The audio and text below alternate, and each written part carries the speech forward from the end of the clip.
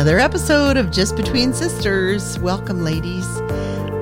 Caregiving is truly an act of love, and no one can explain the complicated relationship that comes with being a caregiver. And I am so very thankful that Miss Paula has come today to jump in on this topic. And Miss Paula, would you please introduce yourself and tell us a little bit about you, sweet lady? Thank you, Robin. My husband Al and I are empty nesters, 2 adult daughters, no grandkids. We've lived in Reading for over 30 years and have been at LCC for almost that long. Al is a retired engineer and I am a retired teacher, although I still enjoy tutoring a few students on occasion. I know, that's crazy that you've been here 30 years. It really is. So hard it really is.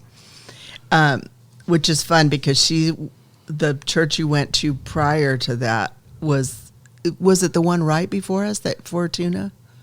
Yes. Good memory. She went to a Calvary Chapel who the pastor and his wife are really good friends of ours that are on the coast. So it's fun. Small world. I know, very small world. So you're here today because you found yourself in a really unexpected situation. So would you talk a little bit about that for us? Yes, of course.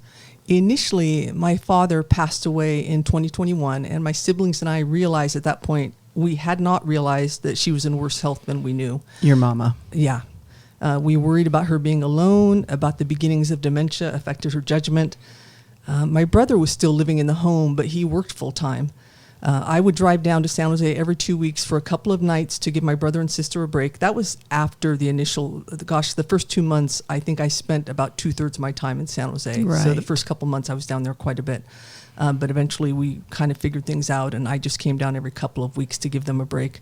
Eventually we hired a caretaker, someone to stay with her for about a few hours a day for 3 days a week. Right. We still worried about her constantly, either falling, even though she had one of those alert things, or she would just do things that compounded problems. Like she would do things that we had to call a repair person or something like that around the home.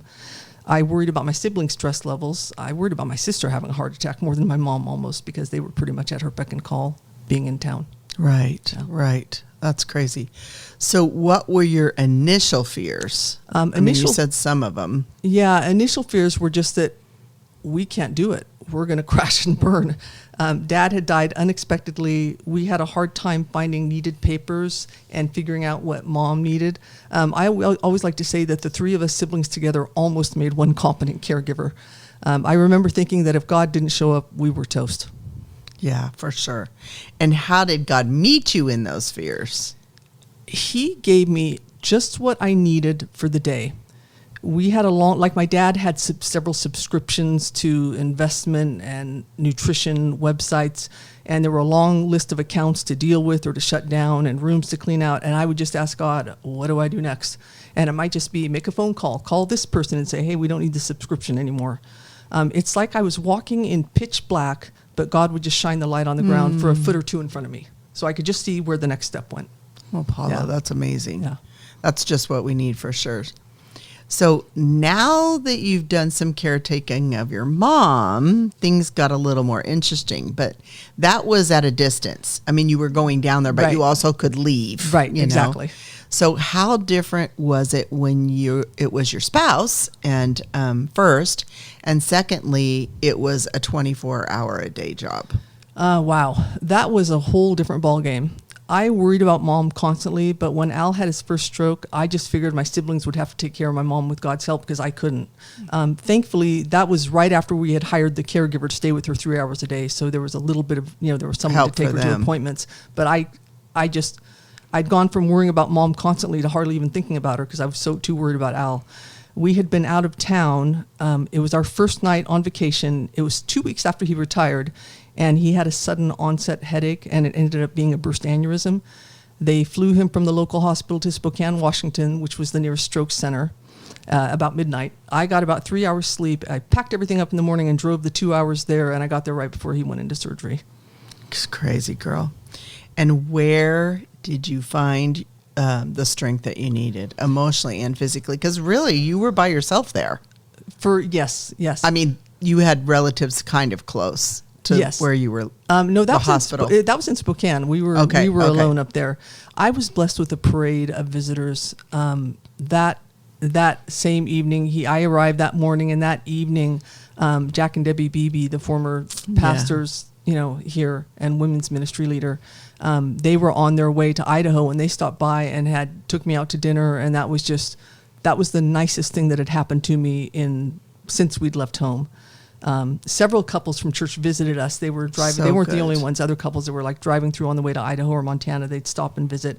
And my daughters also came to stay for a really long weekend. They took over all the driving and meal prep, and that was a huge blessing.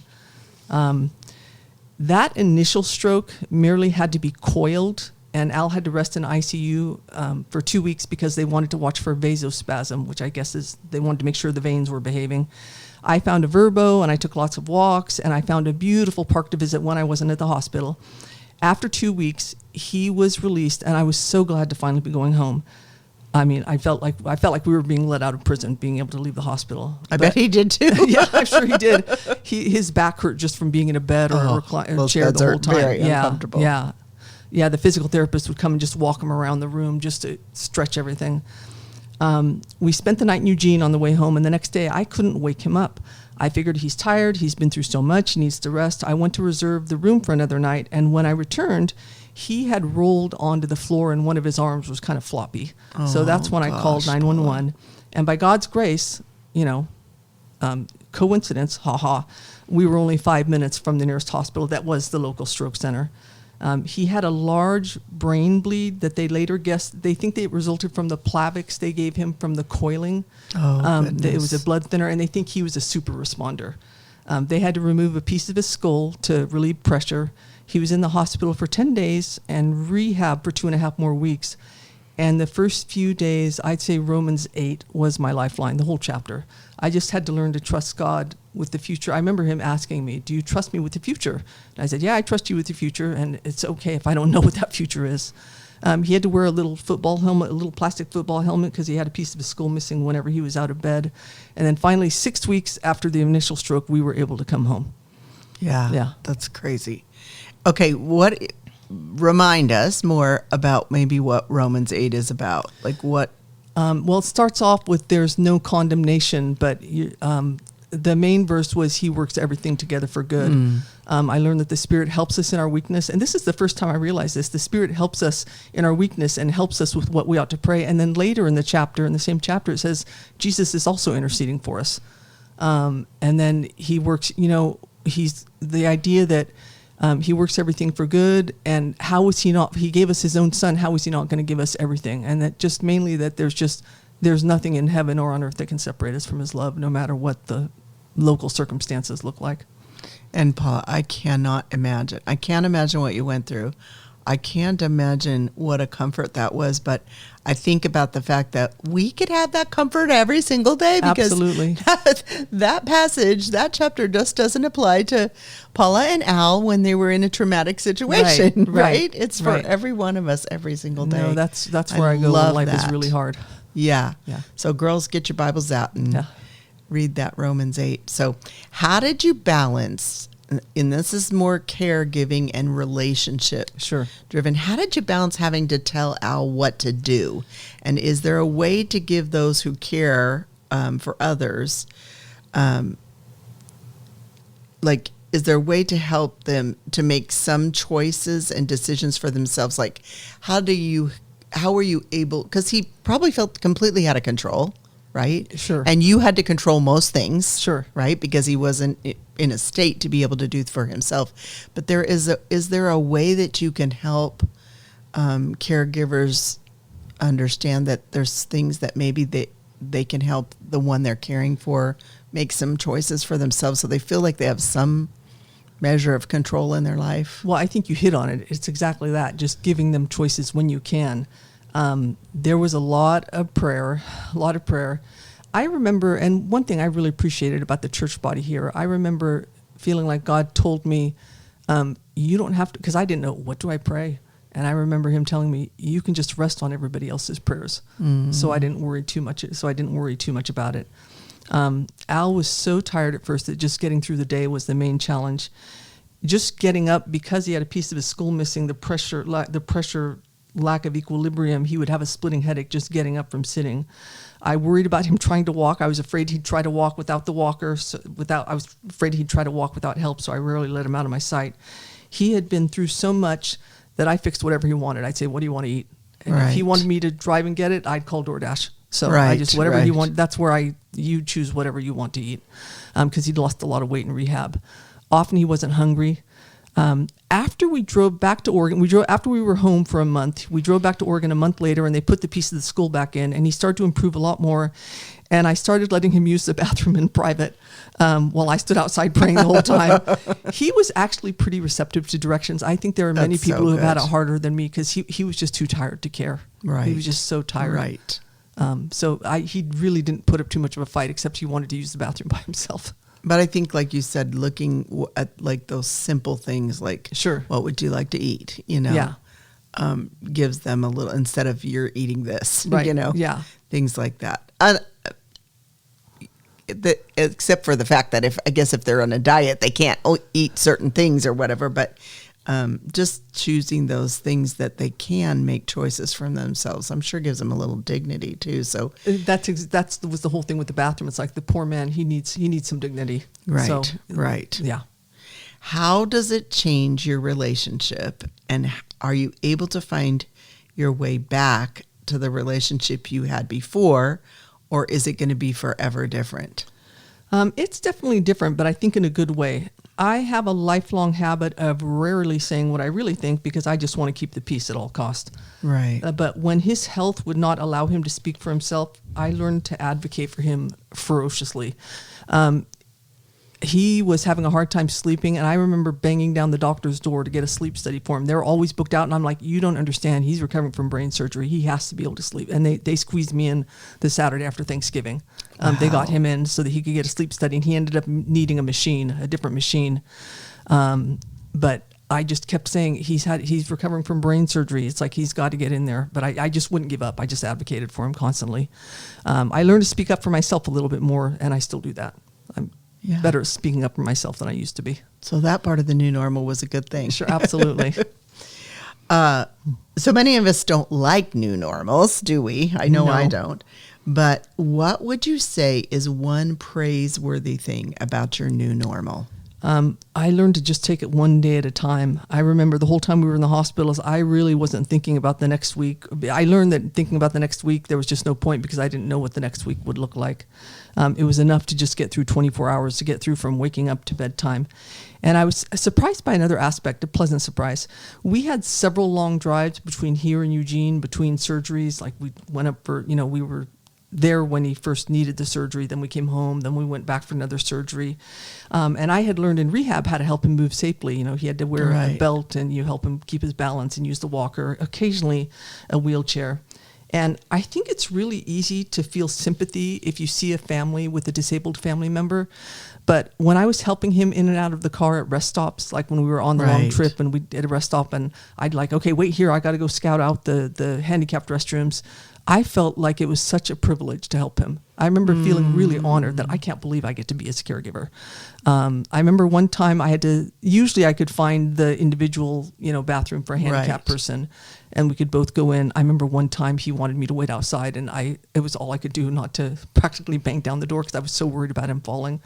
But another time, I remember I stood guard at a women's restroom. It was empty, but I couldn't find the handicapped one. So I said, okay, honey, just go in the back one, and I'll stand out here and warn anybody off that there's a man in there. So please wait. But I was just surprised at how honored I felt to be his caregiver, if that makes sense. No.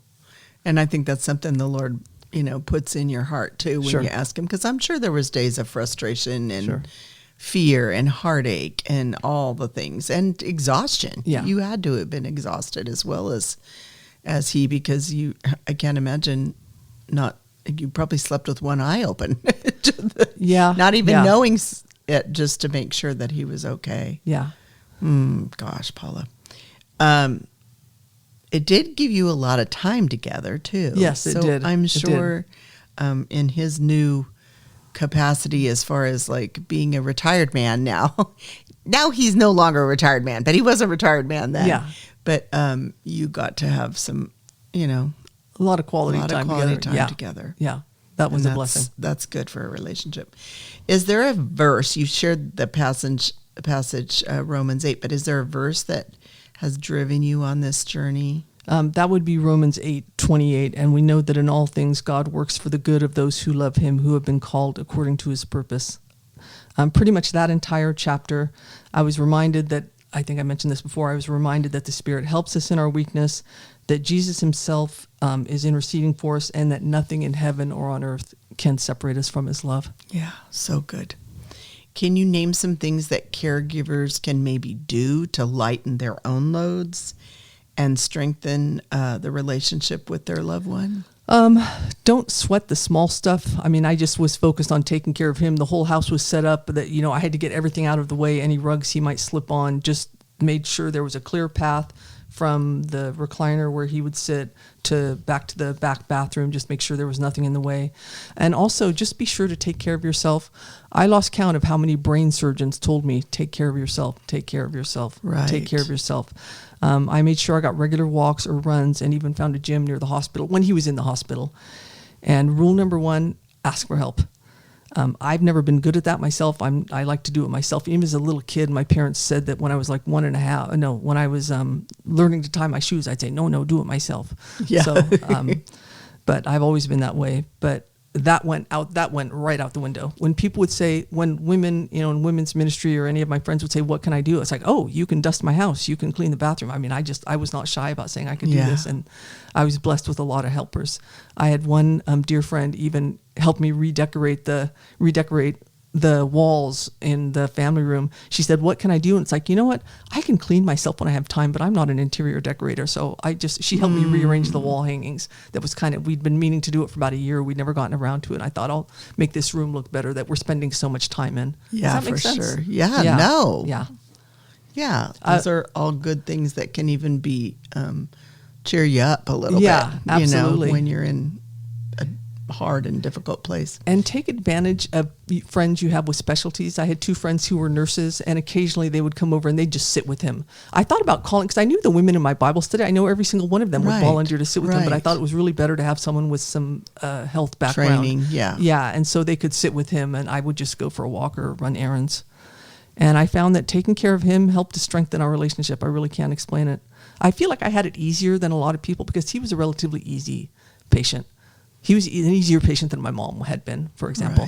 Right. How has this changed you? You learn how to give without expecting anything in return. You learn that it doesn't matter if anybody else sees you because God sees you. I think I've grown in contentment. Like I worry a lot less. I mean, once I hit middle age, I stopped worrying so much about what people think, but it's even less so now. I've been incredibly blessed by God because although it's been a really long journey, within 3 months of his final surgery, which was in January of 24, we had to go up and he had to get a hole drilled in his skull to relieve fluid. It was old fluid. But within 3 months after that, he was even driving again. We're both still tired, but we can tell that we're better than a year ago.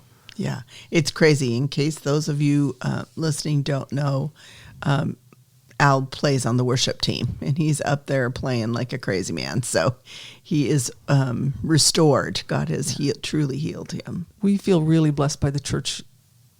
Just the first time he went up, the people applauded for him. I know, and I thought, so sweet. he was so sweet.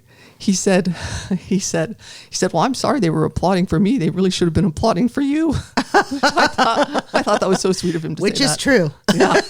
But still, yeah. But all that good care got him where he was too. So you knew that. Yeah. Would you like to close us in prayer and just leave us with any last words, girl? Sure. Father God, you are Lord of this journey. We thank you so much for our health. Help us not to take it for granted. For those among us who are caretakers in situations that are not going to get better this side of heaven, we ask for your supernatural strength and provision. None of us can do anything good apart from you. Thank you for Robin's leadership and guidance. Please help her and her team in all that they do to bless the ladies at LCC and beyond. In Jesus' name, amen. One thing I forgot to mention, the men's group here at LCC was a huge blessing. When we were back in Oregon for the second surgery, they came and winterized our yard. They got rid of overhanging branches and they did lots of trimming. We have about 1.5 acres. They stacked wood. They came to rake one day. My friends and family who were out of the area were so impressed. If any of you ladies ever find yourself in a similar situation, please don't hesitate to ask the men's group for help doing what your husband isn't able to do. That's amazing. Yeah. So blessed. Yeah. Ladies, we do pray a blessing over you, and we pray that this has been an encouragement to you. And if you were in a different season than this, maybe this would give you a glimpse into what somebody else is going through. It's always good for us to know that, and ways that you might be able to pray for friends or family members or encourage them that if they're the ones caretaking. I always say, like, when I had a situation and I was in a wheelchair for about a year, and Brian would make us go to like restaurants or go to a store or whatever, and I would always be panicky because when you have to use the bathroom, you have to use the bathroom. Yeah. And most of the time he couldn't go with me. But the sweetest people was never the older ladies, unfortunately. They would blow past me and let me sit there. But I even had but the sweet people were the young girls. And I had girls offer to go into the restroom with you. Can I go in with you and help you? And I was like, no, but can you hold this door? Can you do this? Yeah. And sometimes, like you said, we just need to be aware of those around us going through things. And maybe they don't need help, but it's something we can see them helping, being the caregiver, and can be prayerful in that moment. So thank you so much for listening, and thank you, Miss Paula. Oh, you're welcome. Okay, bless you, girls.